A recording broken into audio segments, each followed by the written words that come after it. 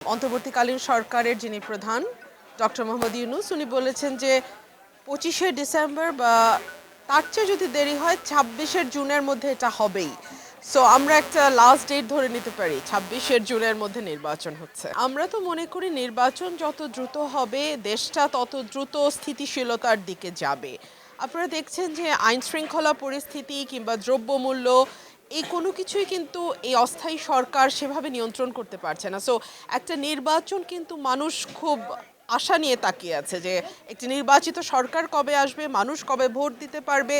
So যত দ্রুত হয় ততই ভালো। অন্তর্বর্তীকালীন সরকার এগুলো পাচ্ছে না তার অনেকগুলো কারণ আছে। দেখুন ১৫ বছর তো একটা দুঃসহ অবস্থার মধ্যে ছিল দেশ। সেখান থেকে একটি গণ অভ্যুত্থানের মধ্যে দিয়ে নতুন সরকার গঠিত হয়েছে। আমরা প্রথমেই শুনেছিলাম পুলিশ প্রশাসন সেভাবে সরকারকে সাহায্য করছে না, কোঅপারেট করছে না। এখনও বিষয়গুলো আমার মনে হয় অতটা স্থিতিশীল অবস্থায় আসেনি এবং দেশি বিদেশি বিনিয়োগও সেভাবে হচ্ছে না বিকজ এই সরকারের মেয়াদ কতটা সেটি আপনারাও যেমন প্রশ্ন করছেন, মানুষের মধ্যেও কিন্তু এই প্রশ্ন ঘুরপাক খাচ্ছে। সো ইত্যাদি নানান কারণে অবস্থা খুব বেশি স্থিতিশীল না। এই সরকার তাকে বিচারের মুখোমুখি করতে পারবে কিনা জানি না, তবে বাংলার মাটিতে ডেফিনেটলি এই গুম এবং নির্বিচারে মানুষ হত্যার বিচার হবে।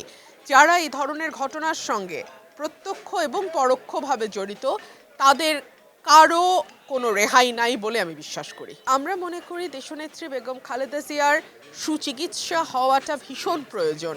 আপনারা দেখেছেন যে তাকে কিভাবে ধীরে ধীরে বিগত সরকার মৃত্যুর দিকে ঠেলে দিয়েছে, তাকে চিকিৎসা করতে দেয়নি, তাকে বিদেশে যেতে দেয়নি, যেখানে কিন্তু বলা হয়েছে ডাক্তাররা বলেছেন যে বাংলাদেশে তার সুচিকিৎসা হবার কোনো উপায় নেই। তারপরেও দেখলাম আগের সরকার চলে যাওয়ার পরেও কিন্তু ওনার শারীরিক অবস্থা এতটাই নাজুক ছিল যে দীর্ঘ সময় উনি যেতে পারেননি দেশের বাইরে। সো ইনশাল্লাহ আশা করছি উনি দ্রুতই সুস্থ হয়ে আবার তার নেতাকর্মী এবং দেশের মানুষের মাঝে ফিরে আসবেন।